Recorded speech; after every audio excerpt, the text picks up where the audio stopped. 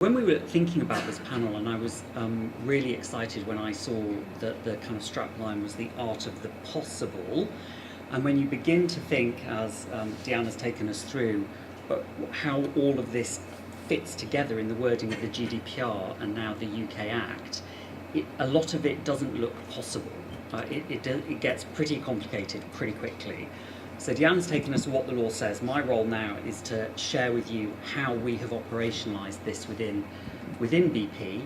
We spend $1 million a day on our data lake. It is a huge and very important business initiative for us. And when the business came to me in the year of the GDPR, in the year of changing our foundational HR system, in the year that we were audited for a programme, and said, oh, and now we really want to push into data lakes, how are we going to do this? They're not interested in a really good analysis of the law and maybe this and maybe that, oh, this is complicated. Ellis, how are we going to do this? Because we are going to do it, and we're going to do it starting Monday.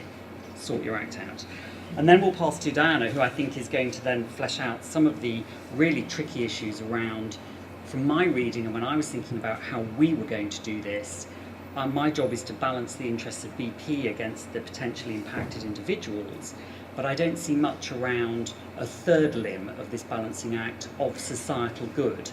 And as we've been, as was so beautifully explained, the public interest exemption and all the exemptions are pretty narrow. It's quite difficult actually to use them usefully. And I guess I'm just worried that we might be, as a continent, missing out on societal good because of an overemphasis on informational self-determination. But I think that's something you're going to wrestle with in terms of your ethics committees moving on.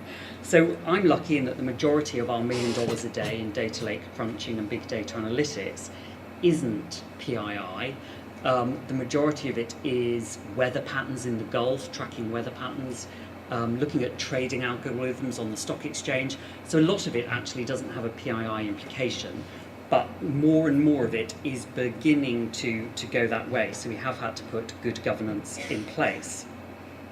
So my top recommendation is when you're designing your accountability framework or your governance in this space, don't design and build at the same time, which is what we were doing, because it was all going to kick off on Monday. We'd already paid the money. Every day we weren't using it was money down the drain. So please have a plan, have it a forward-thinking plan, and I would recommend sticking to that plan. Identify your stakeholders up front. We didn't do that particularly well, and identify and have agreed what their roles and responsibilities are today.